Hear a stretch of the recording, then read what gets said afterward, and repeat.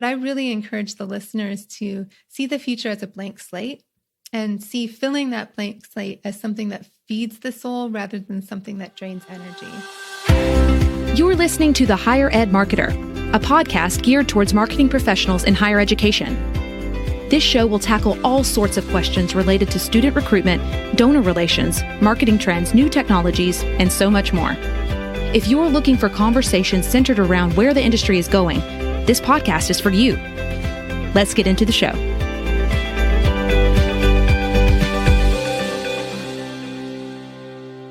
Welcome to episode 2 of the Higher Ed Marketer podcast. I'm Troy Singer, and here today with the co-host of the show, Bart Caylor. How's it going, Bart? It's going well. Thanks, Troy. It's exciting to be here on episode 2. Really looking forward to our interview today. Yes, as am I. We all have had to pivot and adjust all across our lives with the COVID-19 pandemic, and today we're going to talk about how that has affected our professional lives and the marketing that we do with today's guest. Tell us a little bit about that, Bart. Sure. We're going to be talking with Jamie Hunt. She's the new Chief Marketing Officer at Miami University of Ohio. She's going to tell us a little bit about what it was like personally and professionally having to pivot in the middle of the pandemic and how that affected her life as well as her role as a Chief Marketing Officer. I think it's always interesting going into a new role like that, and some of the ideas that she has, I think, are great. So I'm really excited to share this with everyone. Awesome. Let's get started. We are very excited to introduce Jamie Hunt, Chief Marketing Officer at Miami University of Ohio. Welcome, Jamie. Thank you. I'm happy to be here. Well, we're happy to have you. Jamie, before we dive into the professional part, we'd love to know if you can share one or two personal passions that you have that we may not be able to see in your LinkedIn profile. Sure. So I have a ton of hobbies that keep me busy when I'm not working. I sew, I paint, I write. I have told people that if I'm not creating, I might as well be dead. So I'm always trying to create. I'm also super interested in turtles and tortoises, which is an interesting, strange hobby. When I retire, I want to have a tortoise ranch. So right now I just have my little friend Clementine who's next to me, but she promises to be joined by many other tortoises in the years to come. Well, that is wonderful. And you have recently moved to the southwestern Ohio area. So could you share something, maybe a favorite thing that you've discovered since you've moved here? Yeah. So when I moved to Southwest Ohio, I had never set foot in Ohio before. I actually moved to Ohio sight unseen because of the pandemic. And I had no idea what the landscape was going to be like, what it would feel like in this region. And I was so excited to find all the trails that there are around here. Miami University has 17 miles of trails on campus. And then there's a ton of state parks and city parks and county parks and awesome, awesome trails, and landscapes really beautiful with the rolling hills and the river bluffs and all of that. So I was pleasantly surprised at how beautiful this part of the world is. Yes, and it'll keep you hiking and running for years to come. Thank you for sharing a little bit more about your personal experiences. Bart? Yeah, thanks, Troy. And Jamie, I was just going to get started on our conversation here. When I reviewed your LinkedIn profile, one thing that stood out was when you started your new role there at Miami University. It was September of 2020. You've already kind of referenced the idea that, showing up in Ohio sight unseen because of the pandemic. Tell us about what that transition was like. What was that like, personally, just kind of setting into that new role? Yeah, I really underestimated how challenging it would be to move during a pandemic.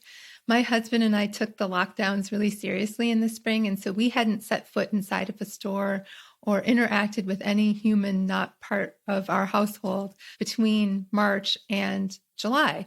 So when I was offered the job and we put our house on the market, suddenly we had to have strangers in our house. We had to go to Lowe's to do some home improvement projects. And that was sort of daunting and anxiety producing for us after all those months of not engaging with people. We ultimately decided to drive straight from Winston-Salem to Oxford with just one stop to pick up some food through a drive-through because we were so anxious about the travel.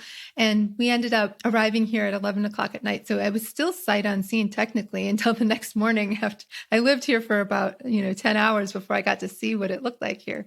But it was worth it. The biggest challenge, honestly, was not being able to say goodbye to my friends and colleagues in person.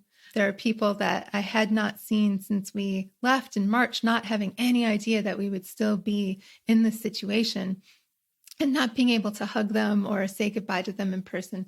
That still kind of breaks my heart, that the last time I saw them, I didn't know was going to be the last time I saw them. Yeah. I'm sure that was hard. And I mean, the pandemic, I don't think any of us estimated what it would be like. I think that the idea of the toll on even mental health sometimes I think is underestimated on what this has been so far. So I'm curious. I appreciate you sharing personally first and foremost, but I'm also curious just professionally. I mean, I know that anytime any of us move from one school to another, or we're changing our career path, that certainly, puts some challenge in just in a normal time.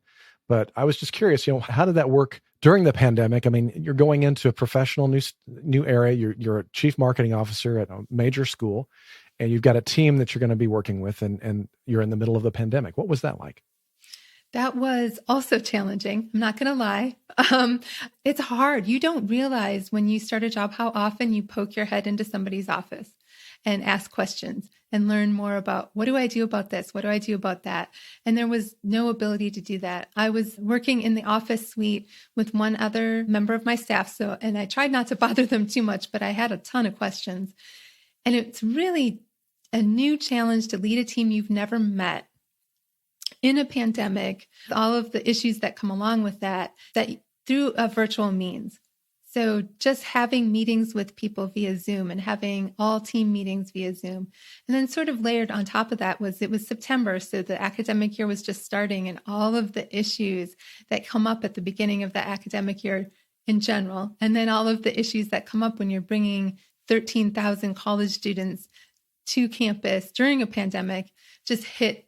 I told people I had a 30-minute honeymoon because at 8:30 on my first day, I was just diving straight into that COVID situation on our campus. But I've had to make sure that my staff still understands that I have an open door policy, and that open door looks like Slack.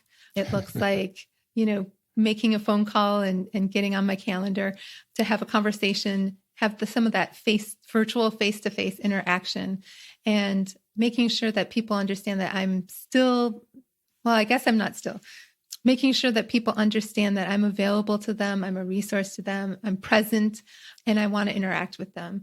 And having that relationship with them, despite the pandemic, has been really important. Right. From what you described, obviously, things were different than when you prepped and when you were interviewing. So could you give us one or two examples of how you had to change your expectations? Yeah. So I was interviewing in June and July. And at the time, everybody was thinking we were going to be back to full in-person classes in the fall. And the institution I was coming from was opening a little bit earlier than Miami was opening. But we kind of thought we were going to be more back into the swing of things than we were. Miami ended up having a 5-week delay where they had 5 weeks of online classes. So that kind of gave me an opportunity to get to know the lay of the land a little bit before students came. They started moving in about 2 weeks late. But I don't think anybody expected the scope and scale of how the pandemic would influence higher education. I personally didn't predict that we were going to have as many students who wanted to be back and as many students who really didn't want to be back. It was sort of like a 50-50 mix of what students and parents wanted. And that divide has been really challenging to navigate, I think, for most of us in higher education. Yeah, I think you're exactly right. I mean, I've a lot of the clients that I work with, it is kind of a little bit of a segmentation on either side, where you've got a lot of students who are just committed to fully wanting to get back to a full on college experience as maybe they knew a year ago, and then you've got a lot that are just very hesitant. The parents are hesitant, and there's a wide range there. So, tell me a little bit about as you got started there in September. I mean, obviously, interviewing and prepping, you had maybe a certain type of vision, and probably a vision that you even cast during your interviews about what the marketing vision would be for Miami of Ohio going forward. But tell me, I mean, once you got in there in September and you're adjusting to Slack and not having that chance to have everyone in a team, one room meeting, things that we're used to, certainly you had to start to change a little bit of how you were looking at that vision, at least the tactical execution of that vision as it related during the pandemic. So how did some of that change, or maybe tell me a little bit about what is that marketing vision going forward, and how has the pandemic impacted that? Yeah. So prior to the pandemic, Miami was poised to roll out a new brand platform. When my predecessor left and COVID-19 hit, that effort was put on pause. And now that I'm on board, I decided to kind of continue that pause to give us an opportunity to do a little bit more brand research. We really want to understand how our pandemic response has impacted our current brand perception, but we also need to know how the pandemic has changed people's mindsets about what is important to them about the college experience, what concerns they have about the college experience, and all of that. So we're doing some additional brand research and are going to tweak our platform accordingly before we roll that out to the community and beyond. That said, we've tried to be pretty innovative with our marketing tactics this fall. There's a lot of changes that have happened because you can't bring students physically to campus for large group tours or for big events. And that's been really central to the Miami experience. It's a residential campus and it's all about that student interaction and that student experience. And we can't have admissions counselors on the road, and there's no college fairs occurring, but we have to get in front of students. And the ways that we have done them have had to change because we have students who have Zoom fatigue. So it's not necessarily that we want to suddenly fill the rest of their days up with more Zoom meetings. So we've done some AI retargeting. We've done some connected TV. We've done some TikTok advertising. We're looking into some influencer marketing to just try to get in front of them in new ways. And I think it's really working. As an institution, and probably everybody right now is having to rely more on marketing than the quote unquote sales side of things because we can't get on the road. We can't get people to our campuses. And so I think we've done a really good job of supplementing what we have done in years past. And it's showing. Our applications are up about 9% right now, which is really good. We'd had some slow declines in applications over the past few years, nothing to be super concerned about, but to have that large of an increase at this point in the middle of a pandemic is something that we're really happy about.